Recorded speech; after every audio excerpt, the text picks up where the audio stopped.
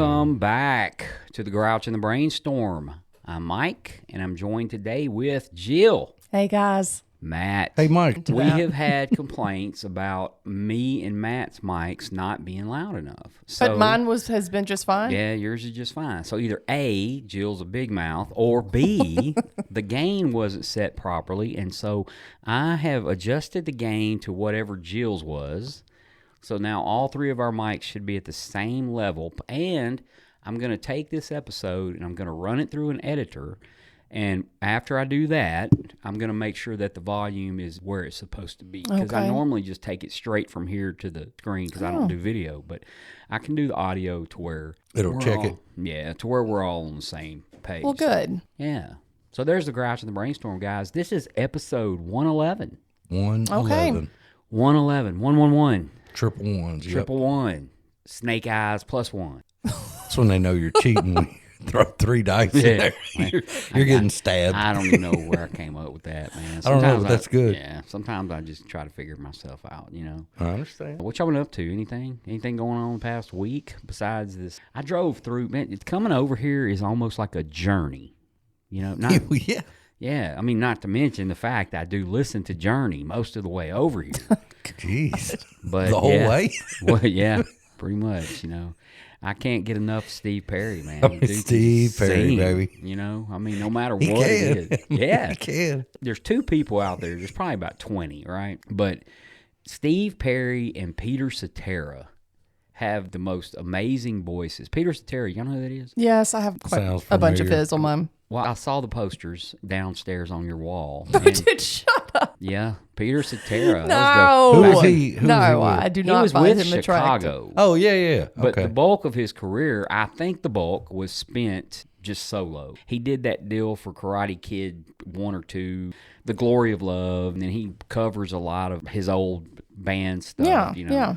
And I think him and the guys may get along, so he doesn't have trouble doing it. I actually went and seen him at one of the casinos here back about 15 years. But I was sober, so it had to be in the past 13 years, 14 years. So how we got to talking about him. Steve Perry I've never seen, but I really am impressed with Steve There's Perry. an old obscure movie called Basketball. I know. I know. That's You know the Steve Perry joke where they're shooting free throws and they try to make the guy miss, and so Steve Perry is what they say to like get in the dude's mind. Oh, really? The whole movie's the joke of. That's why I said when you said that I said Steve Perry. Trey Parker and Matt Yes. Stone, is it? Yes. The 2 creators of South Park made this movie called Basketball. I think it's in the 90s. Or Really, it's only funny if you smoke a lot of marijuana, which I was doing back then. Well, no, Hey, and we don't suggest. Yeah, we don't suggest.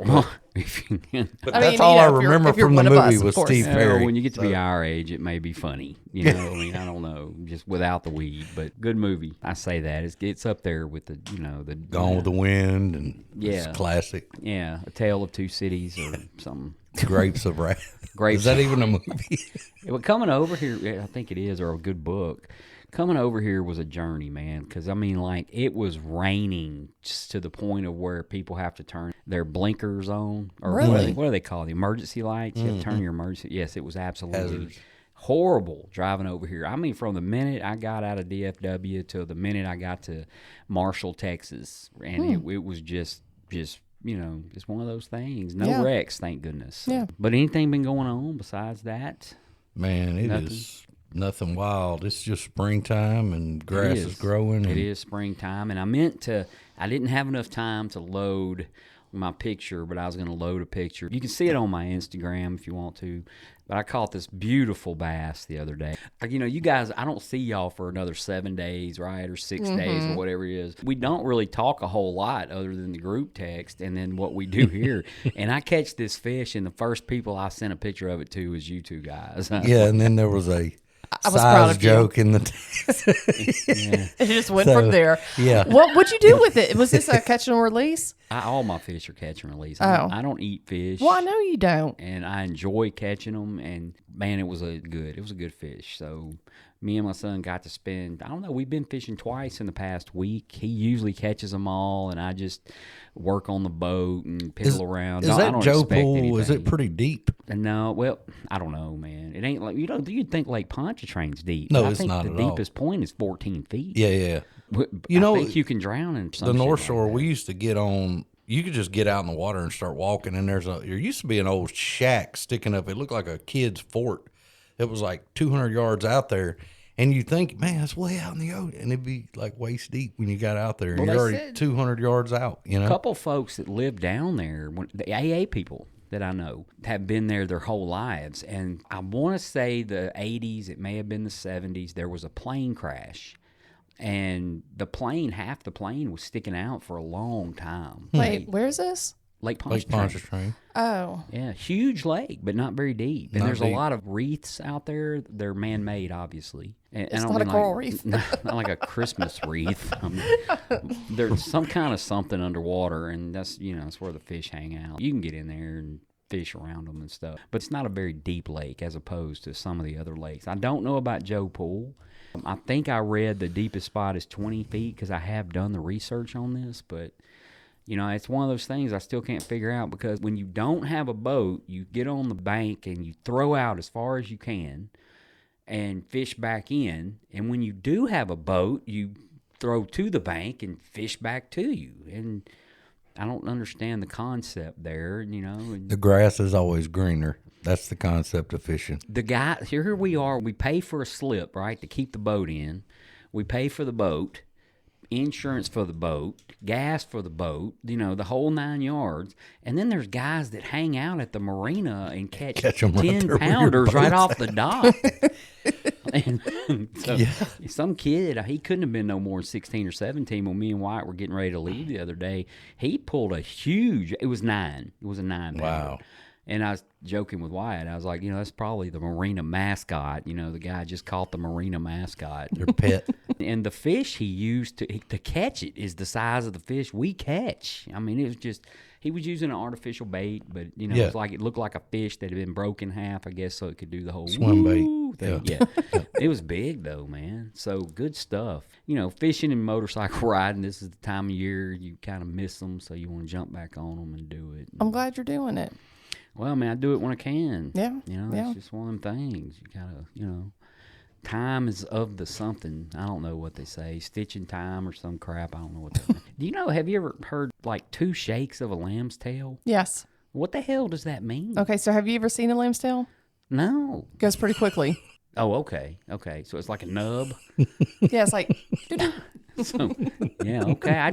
I was thinking about that on the way over here. this and means I was like it's going to, what the hell does 2 shakes of a lamb's tail? I mean, it means it's going to happen quickly. yeah, no, I get it now. Oh. But, I mean, who came up with that unit of measure? I just like Mike goes, no. I don't hang out around lambs. Yeah, 2 shakes of a goat's tail. Y'all ever seen that movie, The Animal, with Rob Schneider? Yes. No. Yeah, yeah, you might want to see that before we talk No. about it. Goat's tails on this thing. So, Jill, have you been up to anything we need to know about? Really, I mean, again, work. I planted my garden, planted a bunch of vegetables, and only got half of it filled. So probably going to plant a bunch more. Yeah, I can't, other than that, just not much else. I've been kind of in a funk for the past couple of weeks, which is just fine, and that's We normal. were talking about that whenever you... Yeah, I mean, I like sharing this kind of stuff because I'm not superhuman, and this is life. Sometimes we are down, sometimes we're doing great, and this happens to be a down point. I'm in menopause, and so it just forgot the theme music. It's the Jaws theme, dude. it really should be. I'm all of a sudden I've having heard things. severe anxiety, and it's just kind of popped up pretty badly, and some joint pain and lack of sleep and sadness. And so yeah, it's been a ball full of Fun. just so much fun. Yeah. So, with that being said, do we have any announcements? With that being said, let's go. No, I'm just thinking. Me too. I don't think we have any announcements. No birthdays, no nothing. Damn it. I think Gina H had one the other night. It was Yeah, a bunch of years. think we may have talked talked about about that. that. We did. I We talked happened to about be there for that one. So Bill and Gina are we can just still- awesome. we can still play the music. Come on. That's right. Our announcement is no announcements. Yeah. That's right. So, That's our announcement. no mail, nothing in the mailbag, no voicemail. No, nothing. Just Jill's funk. Jill's Funk. Jill's got menopause and I don't. That's the announcement. That's so. well, you know, that's how you do it, man. I managed to dodge it. You know, I don't even think the steps work on menopause. You know, I mean, they may work on everybody around you. I think it works on everything but that, from what I hear. So, Let me tell you something. It has not been fun. I can imagine. dude, I'm so glad I was born a dude. You know what I'm saying? just- Y'all have Just- no idea. If you just, you know, that menopause will be gone. 2 shakes of a lamb's tail. No, I don't think it's his. I want to whoop your ass. I'm just kidding. Had to use it in a sentence. You know, like, I wish it was 2 shakes of a lamb tail, Well- but it's just kind of been. I don't understand why I'm driving down the road. The rain is so bad that you cannot see. And people have their flashers on. Some people are pulling over under overpasses. And I'm sitting here thinking of old cliches that I can't figure out. Right? I don't like. I'm just, I do. Like, where does We've done this before. We have stitching Googled many of. time saves 9? What saves 9? What? I spent a lot of time on a mower and was on a big tractor all day today. And man, my mind will just wander on stuff just like that. It's like a Seinfeld episode. On you a know? positive note, I'm not thinking about anything that's bad. I could be thinking, man, I hope I don't go to jail. I hope I don't have to worry about that divorce. You I could be hope I don't- thinking you about a know. million other And- things. And but- I'm trying to figure out what a stitch in time means. Stitch in time saves 9. You know? What does this save? Where does saves is a 9 come lamb from? the same thing as a sheep? Yeah. How come It's we a don't baby have? sheep. How come they don't call it Lamburger? You know? And, Oh my instead God. Of shop. Y'all are killing my brain.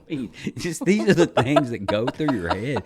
You know, and then I talked to my daughter, and my grandson's going to go back in the training unit tomorrow and get more, you know, so he can get back. Both her kids, you know, one of them's got, I don't know, hoof and fart disease or something, you know. Where, Hand and foot. There you go, hand and foot. And so she can't go to daycare, and she just started daycare last week.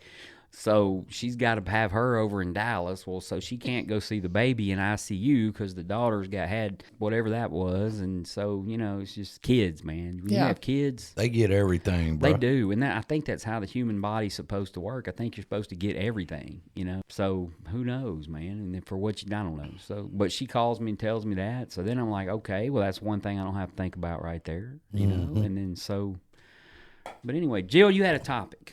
I do have a topic. Let's hear it. And, you know, I mentioned this quite a bit on the podcast, and it's called a cognitive distortion. And we haven't really elaborated on that because there are many different types of them. So if you break down the word cognitive, it stems from the word cognition, which means thought. A distortion is something that's distorted. And so if you take that and a distorted thought, well, it's defined as a false and irrational thought. And a lot of people in recovery call it like stinking thinking. It's just like bullshit thinking errors is what it is. But what they do is get us into a lot of trouble because we use them in our addiction, and we'll use them outside of just use them, period. And this isn't limited to just people like us. We all do it. But what they do is set us up for failure. And when I became familiar with these through work and through my education, I realized that this was my whole vocabulary, you know, back in the day. And I had to go through a lot of CBT. And when I say CBT, cognitive behavioral therapy, because this is how you get rid of these thoughts, is through dissecting them, challenging them, and reframing and creating new thoughts. But a lot of these thoughts are just, you believe it as your truth. And that's what's so scary about it, because this is the deal. It's not the truth. And so I really wanted to talk about this because I hear it on a daily basis. Everybody does. And some of these we've been doing since we were toddlers. We hear this from our parents. We hear this from our peers. We hear them all over the place, and we all do it. Let's go to Google. Hey, Google. Quick. I want to read Google, see what it says. Yeah, please do. So the Google definition of cognitive distortions are irrational or inaccurate thought patterns that can lead to negative emotions and behaviors. Absolutely. They are often habitual and can contribute to various mental health issues like anxiety and depression. Identifying and addressing these distortion thought patterns is a key part of cognitive behavioral therapy, CBT, as you said. Absolutely. So, some examples. Well, I was going to go through those. Well, you can go through those. Yeah. So let's talk about different examples, and we can all probably be like guilty. All or nothing thinking. So I was going to go there. That was my first one. And so, I know as alcoholics, drug addicts, we're just so matter of fact, like either black and white. There is no gray. There is no middle area with a lot of us. And so this all or nothing thinking is, of course, those two polar opposites. Always and never. And I can think of a million times, I thought back in my addiction, no one can help me. I'm always going to be this way. I'm never going to be happy. I'm never going to do this. And well, I mean, just like that's complete BS. Of course, I thought that, and I was able to break those down. And I remember doing it when I was in therapy because I got into grad school in sobriety and I didn't think I'd be able to accomplish it.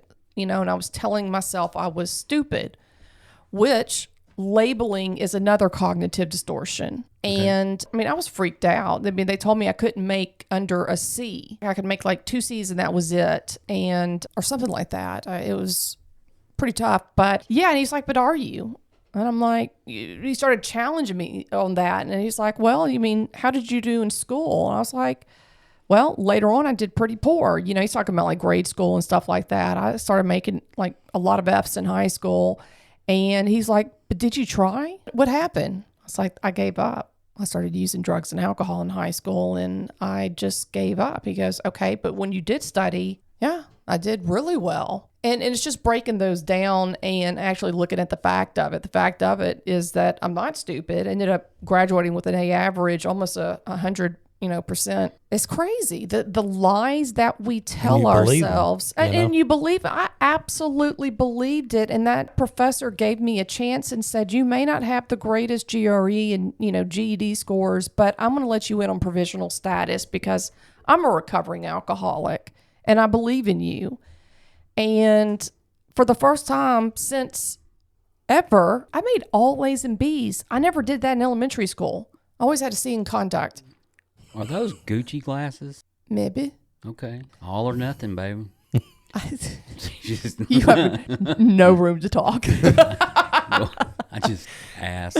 Simple. But the all or nothing. I mean, think of that. What is something you've always, if you've said something is either always or never? That's everything I pretty much do. Yeah. If I'm gonna do it, I'm gonna do it 100%. Yeah.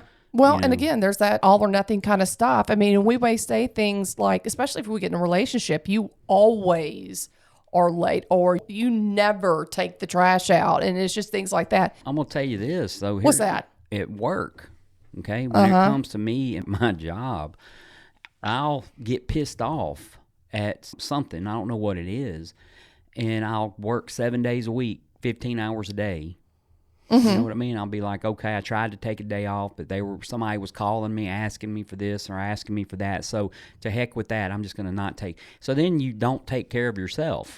Well, this is the thought, though. It's not the action, it's the thought behind it. If I tell myself I'm stupid, that's going to make me feel like shit. It made me not try anymore because I felt like I couldn't do things, which led me to feel that I couldn't get good jobs, I couldn't make good money, and it made me feel hopeless. So that's what happened. I would spin out with these thoughts. Another one is of course, overgeneralizations. People do this quite a bit as well. And overgeneralization is when again, that's the kind of the always and the never, but it's putting one person into a entire group. Yeah. Or you can do that with a population or whatever. See that a lot in politics.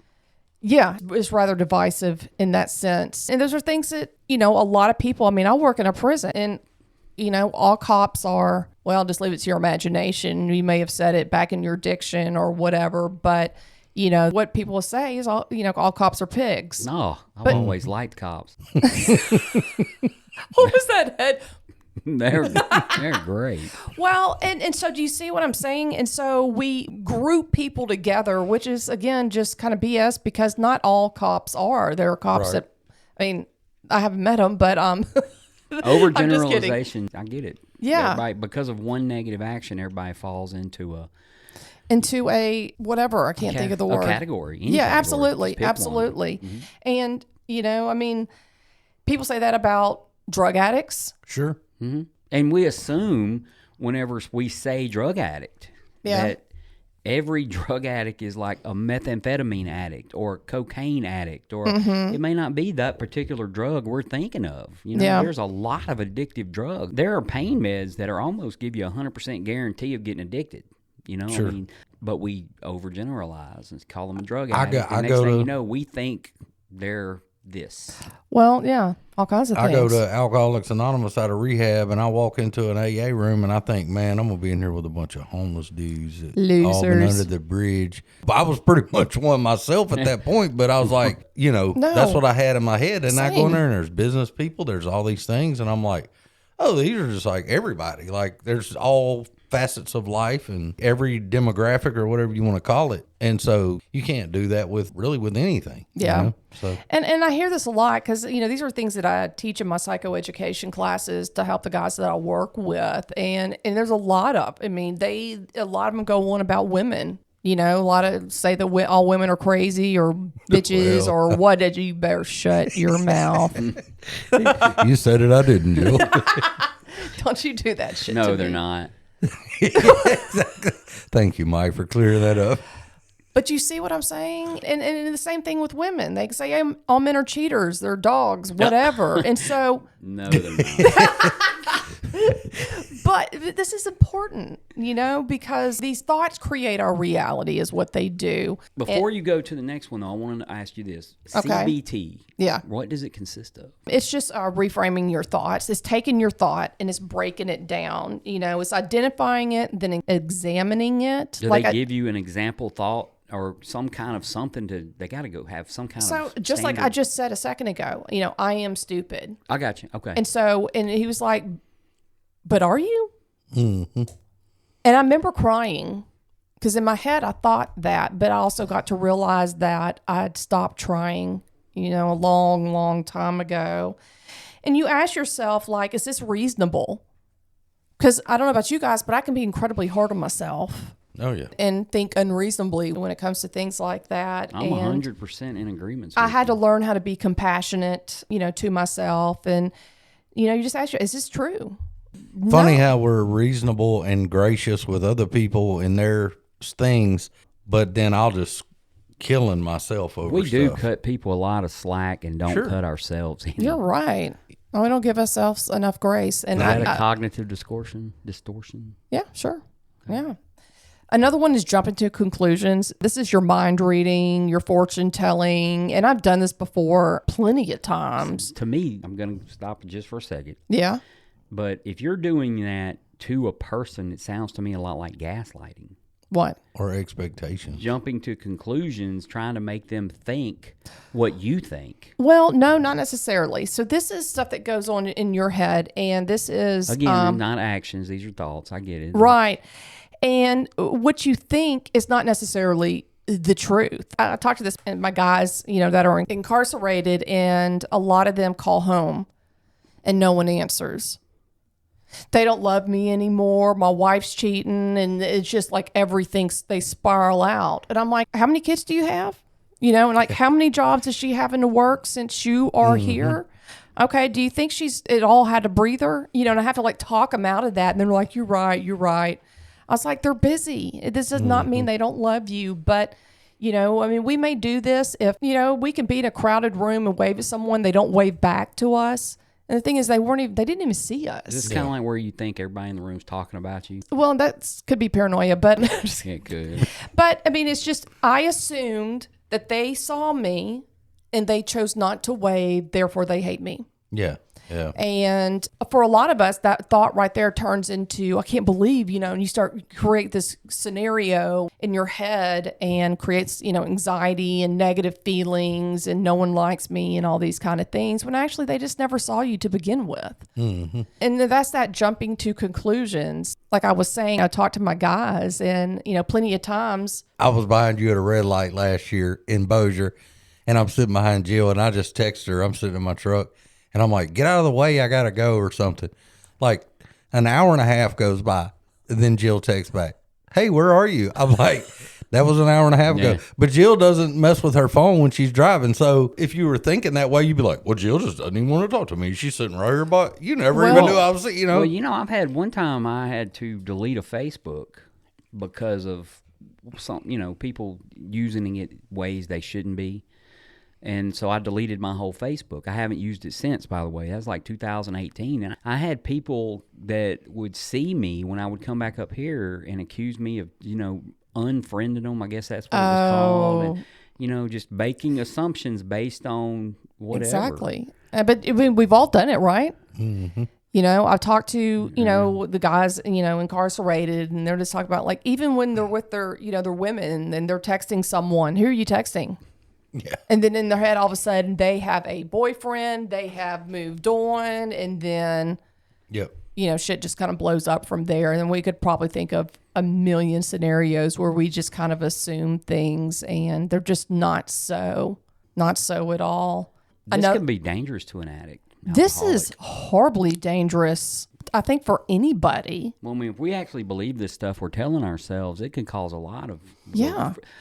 I'm talking about fear, anger, resentment, all the things we talk about, and not to mention depression, anxiety, all the things that, that everyday Paranoia, folks... anything. And 90% of it's not even legit. It's just made up in our head. So, and you're right. And when I look back at the way I used to think, this was 100% my thought patterns. Yeah. And no wonder I was never able to have desirable behaviors when everything I thought was a cognitive distortion. Can you imagine doing a fourth step with all these cognitive distortions? And if you think about it, the big book talks about, we list things imagined we kind of and real.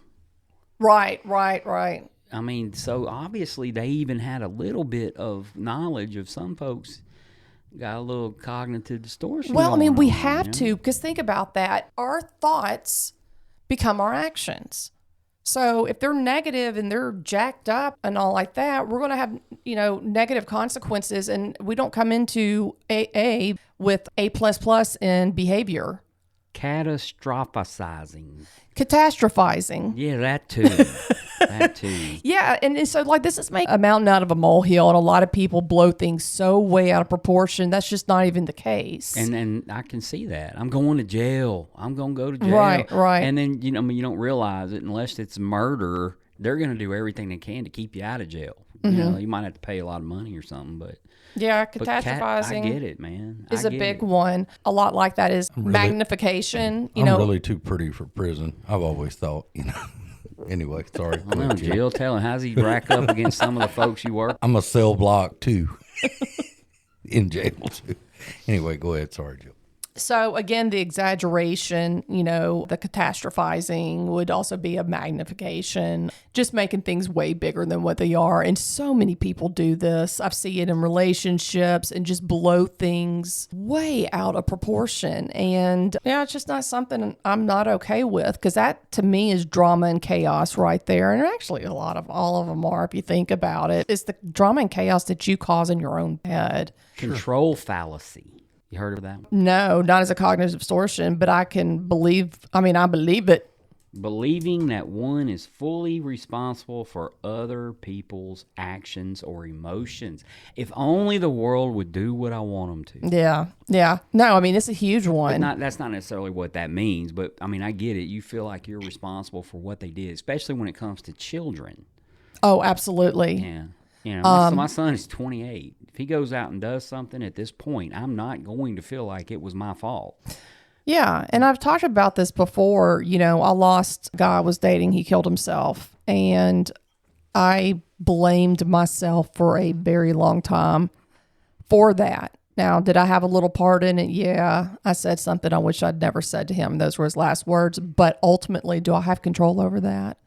Absolutely not. And I realized that. My counselor was like, you are not God. I was like, damn, you're right. And a lot of that stuff we do, we got to step back and realize we don't have that power. Well, we're not that powerful. And the thing is, it was so selfish of me to think that, because I internalized all of it. And when we internalize, it's like our self takes over and thinks we had more power than what we really had. which is just another crock of bullshit. That banana in your bag looks tough, Jill. Looks like it's been to prison and back.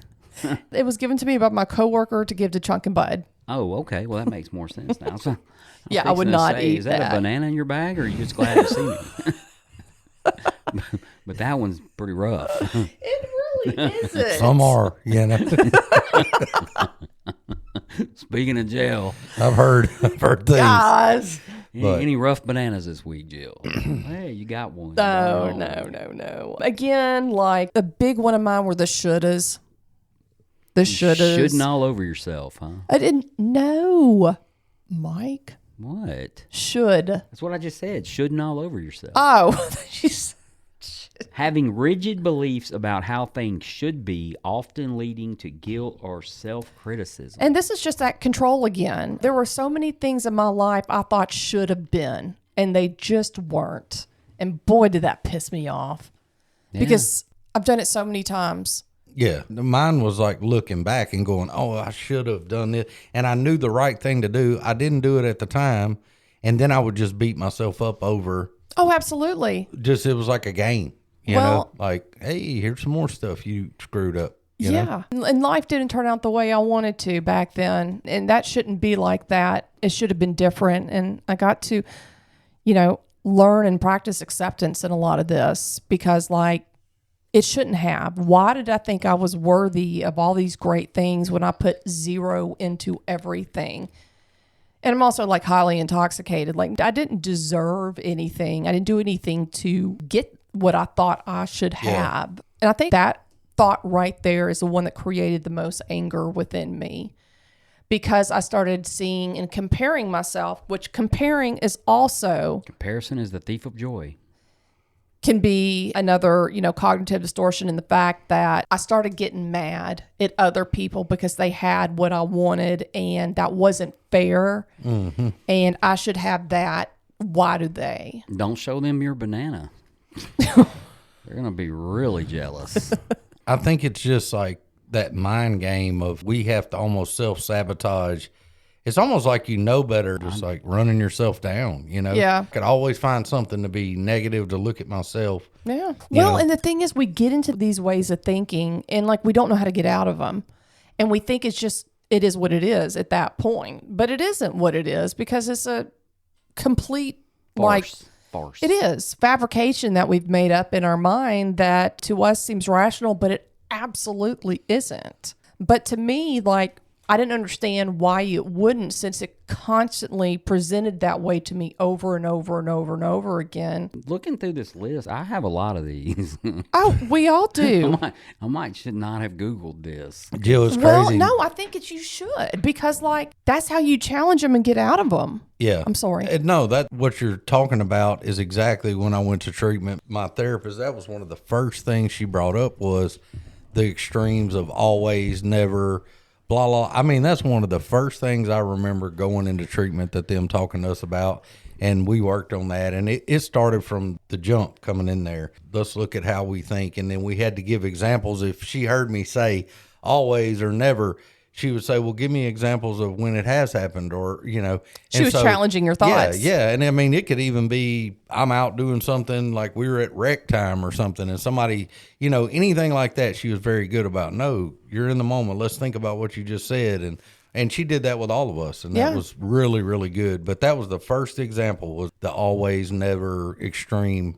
And that's what I do with my clients. I call them out on it. Mm-hmm. I think it's important. I mean, because like that's what someone did for me, and I couldn't see it at that time because There are 3 things on this list. Yeah. That just remind me so much of stuff that we hear in the rooms of Alcoholics Anonymous. Okay. Mind reading. Which is the fortune telling we just talked about. Assuming you know what others are thinking without any evidence. Uh-huh. Okay. Polarized thinking. Viewing things in an either or way without acknowledgement of any nuance or gray area. Absolutely. Is that all or nothing? And then blaming. That's a big Attributing one. negative I was good at outcomes to that. others without considering other factors. Absolutely. That is just, Primarily, the other factor was myself and my actions. And if you When I group did all these together, it kind of looks like marriage. But if you group them all together, it looks like It's a cluster. a lot of it has to do with, I mean, I don't know, it almost looks like narcissistic behavior in someone's part, right? If one person has all of these, you know, I don't know, because I don't have all of them, you know. I think I've done all of them, you know, at one point or another in my life. But a lot of these do come out when you do the steps, believe it or not. Yeah. Sure. A lot of this, as a matter of fact, when I say the steps, I mean 4, 5, 6, 7, and 8. Yeah. Not Yeah. even 8. 4, 5, 6, and 7. You do 4, 5, 6, and 7, and a lot of those things force you to look at you to the point of where, best case scenario, worst case scenario, you come out of it not know who to blame. You know, I don't know, dude. Yeah. Because at first you might have went in it playing the blame game or the no gray area. But if you listen to people share in the rooms of Alcoholics Anonymous, a lot of them talk about that gray area that they didn't have before. Absolutely. And if you really think about this and look at all the examples that we've gone over, is the fact they're all defects of character. We have been using them in a way that has not been healthy for us. Is totally, you know, defective ways of thinking. And Yeah, I'll these are tell really good defects of character, by the way. Though. Yeah. You and need I'll some take more it. examples. Call Jill at 189. You know, and one of the examples you gave about your guys calling home and nobody answering and they're upset and they start this whole thing. That's something I've ran into with sponsees, especially very early on. They're in a sober living house. Some of them in jail, some, you know, whatever it might be, but they're separated and they've made this big mess and they get out of treatment and they're a week into a sober living house and they're freaking out. I'm getting texts because she didn't answer the phone at home. And I go, it's 6 o'clock. You have 2 children. She's making supper for those kids, probably trying to give them a bath. She's worked all day. Calm down. And then an hour later, He's the opposite of me. I'm like, man, dude, she's cheating on you, man. She's cheating. Mike's That's like, horrible. cut your losses.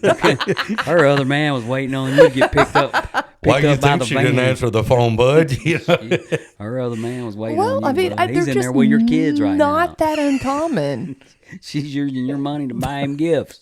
Mike, you toughen your guys up is what you do. You just cut it. Actually, I don't think I've ever had that particular situation come up. You But know, I've had that. It's that same mentality of like, we're going to have this big dramatic scenario. Plus, the guy who's calling me is kicking himself like, I failed because this person doesn't want, you know, it's all these things hitting them. And I'm like, give it an hour, dude, or 2 hours. Yeah, and then pause. they call back and they're like, hey, literally, they're like, yeah, I was giving the kid a bath and then had to cook supper. Exactly. And he's like, oh, everything's fine now. And I'm like, bro, that's what I'm talking about. But it reminds me, too, is like, we don't need to live in that world. Well, you yeah, know? and it is rather dramatic. I mean, because, you know, if you think about it, nobody loves me. People say yeah, really, that. not one person. Seriously. Exactly. My mom, my dad, my sister. I mean, like I go on and on, all my friends. So one person you think don't love you, and the next thing you know, all people don't love you. Yeah. No, I mean, I don't say that. Not but, you, oh, Jill. okay. But that I'm way talking of about thinking. cognitive distortion. Yes. All or nothing. Yes, sir. Yeah, I'm either. The world It's hates me. either nobody or everybody. You know, everybody's when you get mad, oh, everybody's just I've really, and I think that's Whatever. something that I don't know if it's what all it is, but I've really gotten good about or better at not going to extremes with things. Like if someone is mad at me, that's okay. They might like me the next day. And you know what? I don't get too fired up when they like me either. I work real hard at staying in the middle because I've learned that things change and that took time being in here and having situations. And yeah, my brain can still, I can get a phone call or something and go, and mine start running.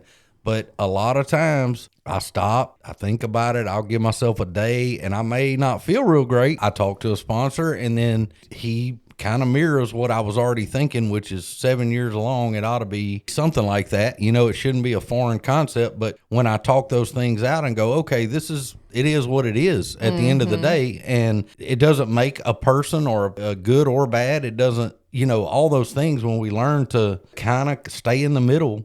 Either way, man, that's a good You're place to right. be. You It know, is a good place because I like to think these thoughts are impulsive, they're dramatic, they're exaggerated. I mean, they're just irrational. Yeah, And I feel like there does need to be a pause and some thoughts, you know, following all of that. I don't want to give away details of it, but I was at a place the other day and there was a person that me and another person were talking to, and I introduced them to them, and then very funny, and we left and everything was real nice. And we're driving away and the person was like, what a nice person that was. I was like, yeah. Said that guy one time picked up a push lawnmower and threw it at me. And she goes, what? And I was like, yeah. And she goes, really? And I was like, oh, absolutely. This person was pissed off, and like tried to kill me with that lawnmower. And she's like, what in the world? I'm like, well, we're all right now. It is what it is. So yeah. True crime life shows is will wild. often make you think like this too, though. What? Yeah, I watch a lot of true crime when in my spare time. One thing that I've noticed is that, like I said, this is not something that's just selective for people like us. And But it's I'd like to dangerous say for people like they're very dangerous. Everybody does these. Mm-hmm. Everybody. And you can think about blaming. That starts toddler age. It's one thing I learned in AA. If I didn't learn anything else in my first 3 months of AA, is that blaming is horrible, and I don't allow it anywhere in my life. No time. Like I just can't do that. To me, it is the easiest solution to not do anything is when you have something to blame. And think about regular life, right?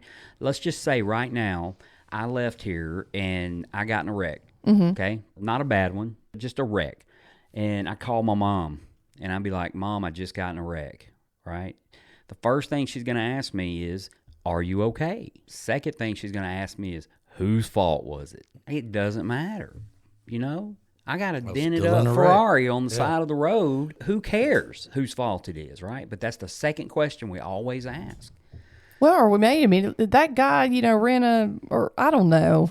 I mean, I understand that point, the justice point, but, it doesn't take away any of it. The blame. No. The blame does not take away The fact that it right happened. And I don't know if blame is the right word, but what is healthy is when I do have something to be able to stop and say, what was my part in it? Here's a weird scenario. You go to the casino or something which got a parking garage. I don't know where else has one.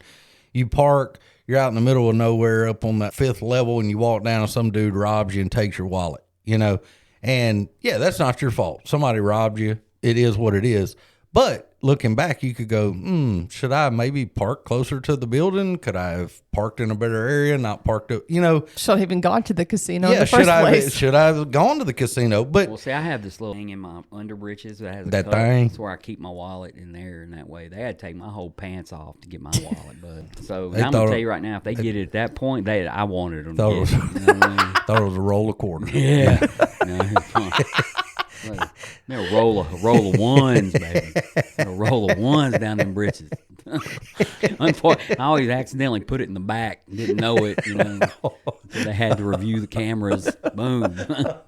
He's got to tell. That's an old Boudreaux and Thibodeau joke right there.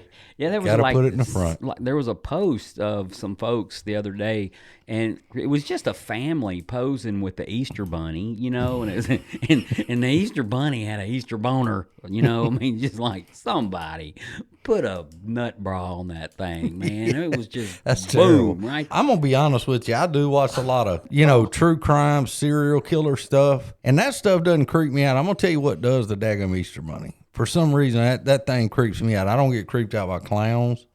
No other person like those type of characters. But the Easter Bunny's weird to me. He's got them big eyes, you know what I'm saying? And he don't blink.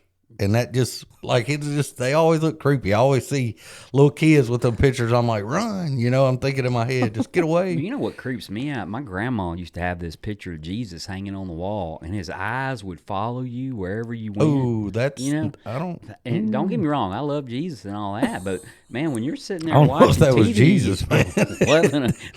11 o'clock, The Exorcist is on, and my eyes is looking at you. Yeah. Yeah, it used to Well, it's creep just me let you out, know man. that he is watching. Stuff all over the place, man. My grandmother carried all of us to Easter Sunday when we were little. Big church she went to. She's proud, got all her grandbabies. We're like, 4 or 5 and 6 years old, that age, something like that. And we get up Easter morning and we got Easter stuff, right? And there's a huge chocolate bunny in the little box, So I'm wanting to eat it. They won't let us do nothing until after church. Being the true outlaw me and my brothers were, I had my little clip-on tie with the white button-up shirt on, dressed for Sunday service. I slide this bunny into the shirt, button the shirt back up, put the tie over it, sneaking into the pew. So No one I'm would sitting notice. there. Yeah, I'm unbuttoning a couple of buttons. I just ease in, break a little piece of ear off or whatever, have me a little chocolate while service is going. Here's the problem. Body heat and chocolate and a white button-up shirt don't mix. And so when that Max. thing started melting, man, I'll never forget my grandmother looked down there and it looked like a mud hole on the front of my shirt. And she realized, and she jerked me up out of that pew and down the aisle we went, Yeah, poor grandma. Mama, I embarrassed her to death at church. See, think about it, Matt. Me and you are grandparents. Yeah. If one of my grandkids did that, I just It'd be wouldn't hilarious. Give a damn. I don't I'd be care. proud of him, You just lay your chocolate ass right there until the service is over. Give me look. a piece. Hand it here. Caden calls now and he's going to daycare. He calls it school and he just started a couple weeks ago. So I call him the first day. I'm like, how was me and Lacey call him? We're FaceTiming. I'm like, how was school? How was your first day of school? And he just looks over at me and he goes, I cried for my mom. Oh, And so the first week, that's what he did. But I think he's got the hang of it. So he's enjoying it. He likes it. But that's a cool thing to do, well, circling back to Yes. cognitive distortions, the one that kept me sick and my addiction for the longest time was the thought of, I can't be helped. Mm-hmm. I'm never going to get better. You can't help me. And again, I know I'm not the only one that has said that. And I'm sure there's newcomers and people that are listening that have also thought that throughout their addiction. The thing is, I believe that 100% because I'd been to social workers and counselors and doctors and hospitals and treatment. I just been to all these places. And like I said, it's just one of those things I had to break it down. I went into Palmetto thinking the same thing. Y'all can't help me. People have tried. And I think it just, what I realized is that, again, I never tried. I never fully tried. That's what made the whole difference. And the place did work. Everything has worked. But it's because I did something. And I wanted to say that to all the people out there that are listening that may feel hopeless in the fact that they can't do it either. Or maybe they're, getting into school and they feel they can't do it. Or that things are never going to happen the way you want them to happen. And it just wrapped up in all of this is you have the power to change your ways of thinking. It's challenging and it's a skill and it's something that you have to continue to do. Do I sometimes say cognitive distortions in my head? Absolutely. I do, yeah. I will. Absolutely. And I think anybody would be lying if they said they didn't. When I do them these days, I'm like, stop.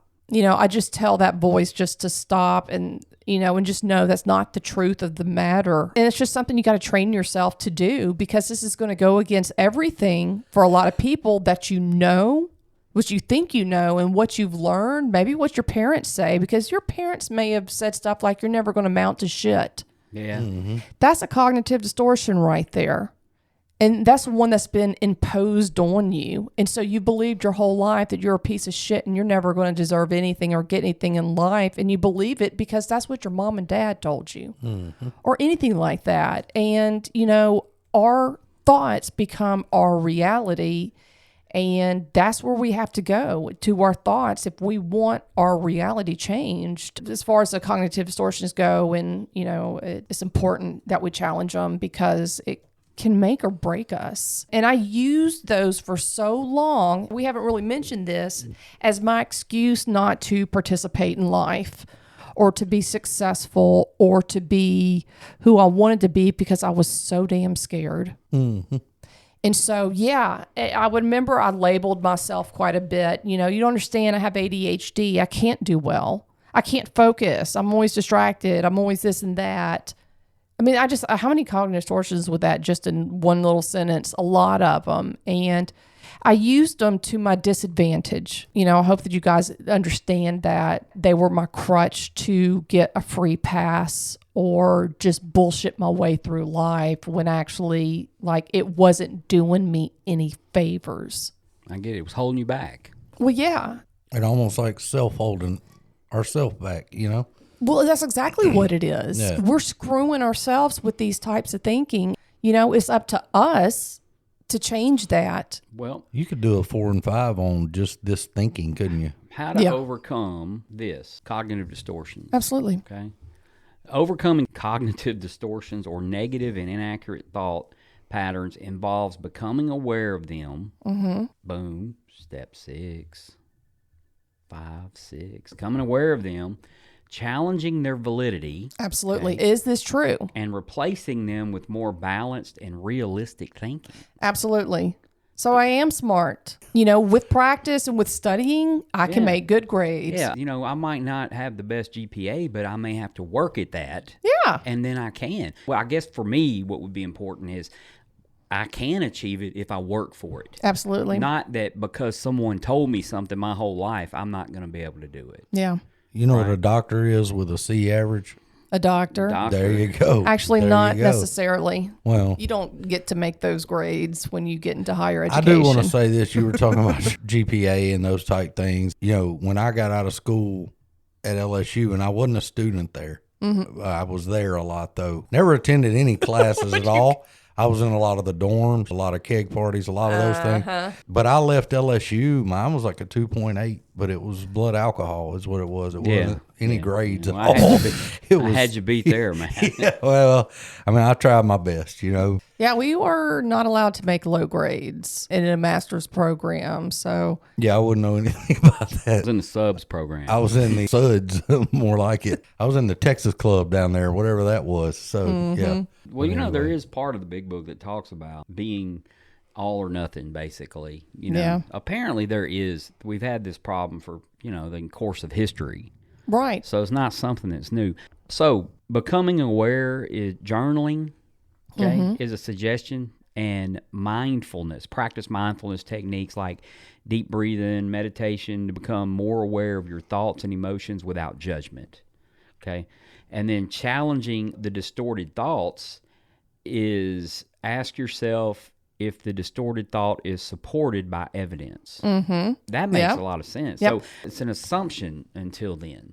Exactly. You know, now, so let me go back to, you know, my mom and dad quite regularly told me how lazy I was. Right? And so if I want to go back and say, hey, is there any evidence of that? Yeah, there's a lot of it. A lot of evidence. I was lazy as hell, right? So what do I do then? I got the evidence. I don't know what you did, but you're the most unlazy person I know. So whatever you did, it's Yeah. Well, I was very much accused of being lazy. Actually, my tennis coach called me LL Cool J, which was Lazy Lamp Shark Cool Jill. Well, that's very original. You should have had a positive reaction just by getting your own label. lazy Even though they wasn't my copy problem. It Hello. was the energy was spent on too many of the wrong activities, you know. So My energy, well, so 12, 13, 14, I just can't stand mowing grass. Yeah. You know, either. That's all that's there to do. And I mowed a lot of yards when I was a kid, but I just couldn't stand mowing my own because I wouldn't make any money on it or nothing. Right. Yeah. You know, the old, we put the roof over your head. It's kind of crap you find telling people after How you about get put to a be 20 in my hand? you get to be my age and you're like, hey, who pays for this electricity? You know? Right. Yeah, Right. you know, you go. I guess we all go through that. I will say this: I made sure that I never told my children that I thought they were lazy. Okay, I never told them that. I never made them feel less than. And I'm not saying my parents did. Right? They did tell me I was lazy, and to be quite honest with you, I was lazy. Yeah. You know, I made good grades. I was always, you know, I made good grades effortlessly. Yeah. I didn't have to do all that. I believe it. You know, you'd have some of these kids that were, you know, in the same classes or not social groups because they were, you know, they were other social groups, but they would be getting the same awards, going to the same contests, stuff like that. And they would be, you know, oh, I get home and I have to start studying at 4:30 and I don't stop until 10 o'clock. And I'm like, yeah, that's not going to happen. You know, I'm not going to do that. I'm Right. sorry. Like, no thanks. I'm just going to have to get an A. Now, I don't know about y'all, but, Well- you know, but when it come to high school, though, I gave no effort. Yeah. You know, my first report card in high school was straight A's, something like that. My last report card was like 6 F's and a C. Did you take typing your freshman 5S. year? I did.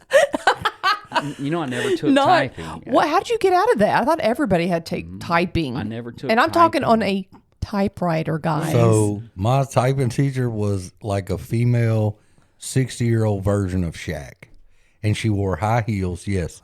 And she's about, yeah. She was really old. And she did 8 feet it tall. in rhythm. And you would go, T, and you would type T. And she'd go, Ira. And then you type R. I can hear it to this day, man. She was so funny, though. The funny thing about that is you look back on these teachers you had in high school and they seem so old, and most of them were in their 30s and 40s. Yes. Yeah, my favorite teacher of my whole 13 years, I think I was in the 3rd grade, maybe the 4th. And I'm looking back, and she was in her 20s. And, you know, They just seem so old They then. did. They seem so old.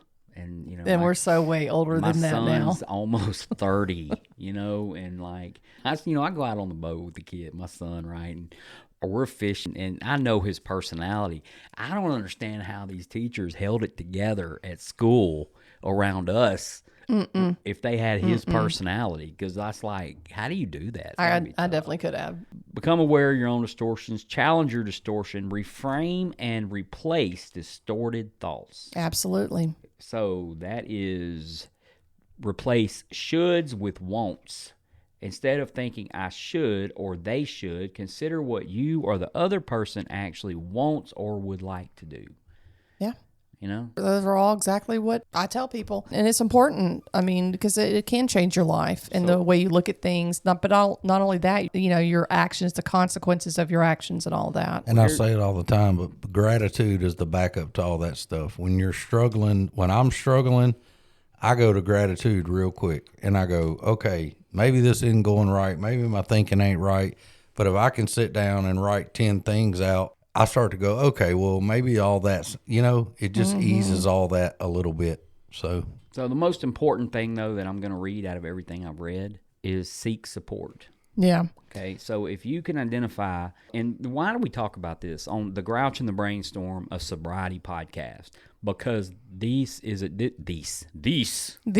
in my, I don't even know what. Sounds biblical. You're fancy. Read the 10 Commandments to us. Yeah, I've been learning Hebrew on the Thou. side.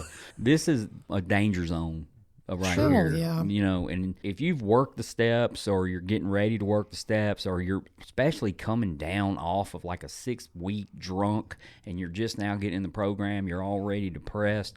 I can't do it. I'm a piece of shit. I'm a piece of shit. You know, and I've said that to myself. No, for you know. sure. You know, I've said it, I don't know, not recently, not in the last couple months, but I've said it in sobriety. Yeah. You know? Yeah. These are some of the things, become aware of these. You know, what is real and what is not. I go back to the doctor's opinion. We drink ourselves into living a false life anyway. So we can't distinguish the true from the false. What I think is important is that I couldn't see them. I couldn't see them at all. And I'd been through treatment and I'd been in recovery, but I had to seek outside help. Yeah, and there's nothing wrong with that, by the way. No, I don't absolutely think nothing. If somebody at AA tells you not to seek outside help, then they probably need to seek some outside help. Yeah. Because it says in our big book to make use of our medical doctors, make use of our priests and our rabbis, Yeah, sure. and and any other leader of faith. Absolutely. Right. So I'm not gonna. that's the only two that. pop Whatever into mind. faith. Yeah. Whatever you got, what you got going. So you might have some kind of Charles Manson thing going, just some kind of something, right? So make use of the doctors. And Joe B says it best, and I've said it on the show a couple times. The way you feel today is not the way you're gonna feel forever. Yep. That's right. And I tell myself that quite often, especially when I get a little red-assed. Calm down, dude. Is it really that big of a deal? I like that T-shirt that says, "But did you die?" That's kind of what we've been talking. It's like, something bad happened. Did I die? No. Do I have a chance to correct it or work on it? Yes. So, Well, Jill, thank you for the topic. Absolutely. You're welcome. I do. I hope some people got, something out of it and is able to kind of turn their thoughts and their life around. Yes, absolutely. If you didn't get anything, though, you got a little Journey playlist with some Steve Perry and a little Steve Peter Perry. Cetera in Chicago. I mean, you got something Need out something, of the for show, sure, right? for sure. So we do appreciate the listeners. I'm going to, once again, appeal. We need some more followers. We gained no followers this last week. We're still at 178. And just go and follow. If you don't listen to us but once or twice a year or whatever, or the holiday episode or whatever, do it. And then also remember, we're on Facebook. We also have a Facebook. And, I would love to do a live stream. Obviously, once we get, enough followers, we can do a live stream with one follower, I guess. But we like to have a little group of followers on Facebook. Grouch and Brainstorm. I think it's called G&B Podcast is what it's called. So maybe I should have rephrase that. G&B Podcast. If you look that up on Facebook, I don't personally have a Facebook, but we do want to do. Obviously, we have that one, and we're going to live stream off of it as soon as we get some followers. And I think that would be really fun, something to bump up the program a little bit, And of course, for that one, we'll do whatever. But I think that's all we got on cognitive distortion. Oh, I could keep going. I'm sure you could. Jill can go to town with that. Miss Well, B, my therapist, she could go to town with it. I was there for 90 days. I mean, but it's right, man. It's changing. You got to change the thought. Like you said earlier, if you're new in here and you're thinking all these things, this thing ain't about drinking and using. It is initially, but then it becomes, how do I change my life? Everything else. Everything's got to be changed, or we go back to, that's the problem. I say it all the time. That's the problem with drugs and alcohol. They work. It's living in balance. If we don't have a different tool to make ourselves okay. And we're chasing a feeling. Mm-hmm. We are chasing a feeling, if you ever think about that. Anything else y'all can think of? Not today. Well, still got the same amount of countries. Got 9,763 plays so far. So what is today's date, guys? The 24th of April? The 24th of April. And if y'all think about this, we have about a week, maybe 2 weeks, and we have been sitting down together and recording podcasts for 2 years. Wow. Yeah. Isn't that amazing? That is kind of crazy. So we'll 2 have years. our 2-year anniversary coming up. So in 2 years, we did 111 episodes, or 100. It'll end up being like 114 episodes, 113. We missed 2. We just didn't record 2 times out of 2 years. We haven't recorded twice. Mm-hmm. Sometimes we record 2 episodes at a time so that we can, like Jill's going, on the Love Boat this weekend or whatever. And so we have to record 2 episodes at a time so that we can, do things on the weekend if we have to. But that is more than 1 episode a week if you think about it. It's 52 weeks in a year. Yeah. We're going to have 104 weeks in and 113 episodes. So I guess that back when we were doing the bonus episodes, where we would release one where they would tell a story and one would have a topic. Yeah. So, and I think Savannah is actually going to post something on our Facebook page about you guys pick a topic, send it in, let us know. But also, people reach out to us on Spotify. That's what made me think about coming here. And we got new equipment, so I had to readjust the gain. And I have been watching the microphones the entire time, our voice levels on each one of us and where we hit. And guys, if you'll look at that, you'll see the yellow at the very top. So that means when you hit yellow, you're going into the danger zone. And I think what was wrong is me and Matt's mics were set to not record at a higher... Me and Matt's mics... That's a good one. We're set to not record at the highest level that we could record at. So I think this is going to make a big difference. I hope. Okay. I'll find out when I get back to the Me and Jill trust you. The petting zoo.